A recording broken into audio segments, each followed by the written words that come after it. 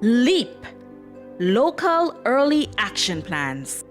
Carriacou is a dependency of Grenada and is located northeast of Grenada. It is the largest island of the Grenadines and is home to 8,000 people. The capital city is Hillsborough, the only town or city on the island. The rest of the island settlements are very small villages. It is known as the land of reefs, with shallow clear waters ideal for snorkeling. Our climate is changing. Carriacou, like other small island states, is highly vulnerable to climate change. As climate change continues, Carriacou will experience further impacts.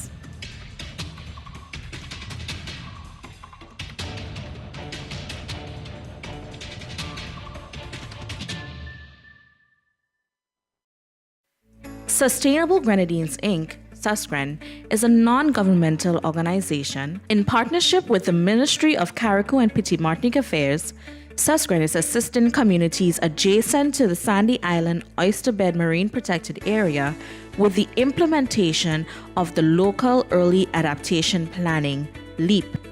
Megan Gumbos of Sea Change Consulting LLC and lead author of the LEAP Guide conducted the training sessions, targeted a small group of NGOs and government partners as lead facilitators, as well as a core team made up of Carriacou community members.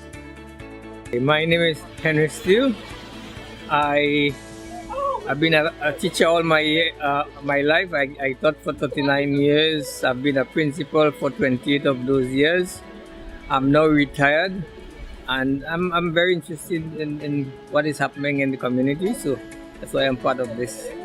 If we realize that something is happening, then we need to plan. We need to plan ahead, so that we're prepared. We are ready to take on whatever challenges come with it.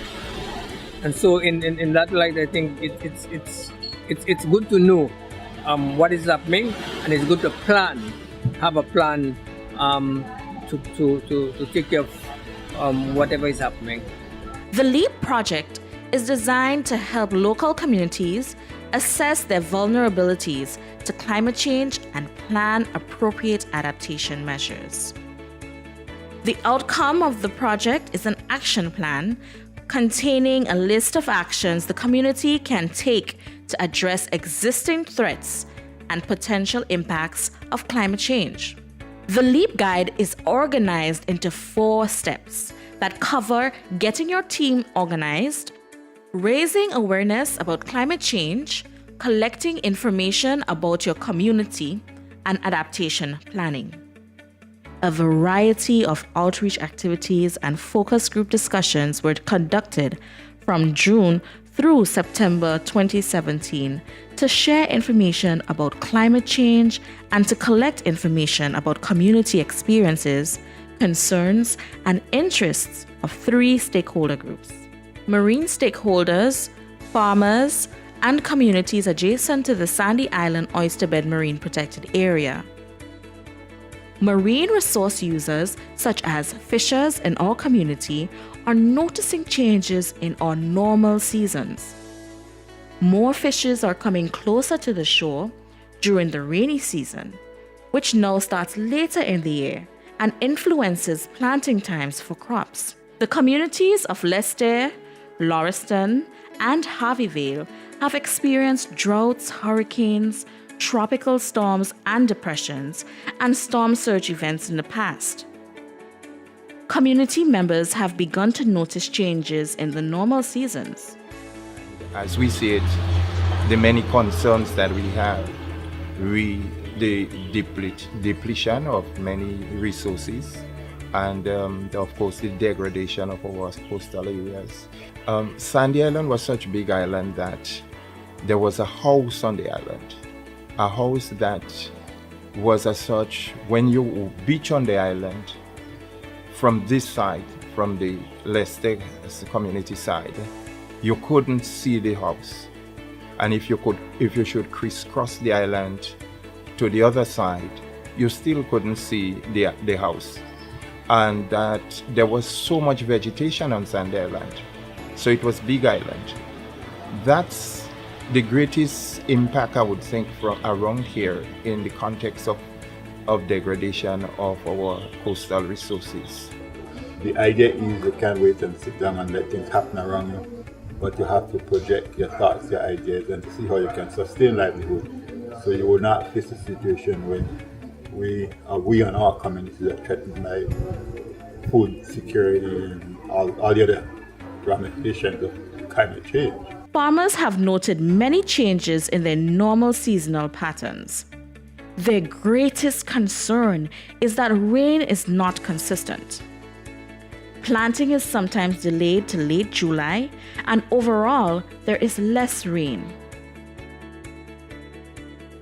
If this trend continues, food security, crops and livestock will be threatened, and people will be more dependent on imports than on local foods. Water could be one of our weaknesses too, because most farmers where they are doing farming, we got no rivers, so you're not by the riverside to say you're going to connect a hose to the river and blah blah blah. You need black tanks. If you have to water your land as need be, you would need if a farmer has, like me, I've got about 3 acres of land here. I only farming half an acre. I would need 2 black tanks of two 800 gallons tank of water, and that would supply me for the January, February, March.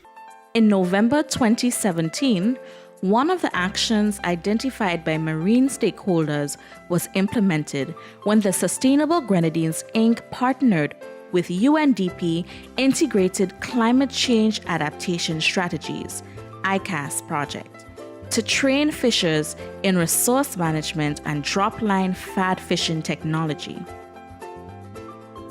Over 30 fisher folk from Carriacou and Petite, Martinique were trained, and over 400 pounds of fish caught when the fishers first tested their drop lines at sea. With the LEAP action plan, SusGren and other supporting organizations can continue the momentum in building resilience of the Carriacou community stakeholders and their natural resources.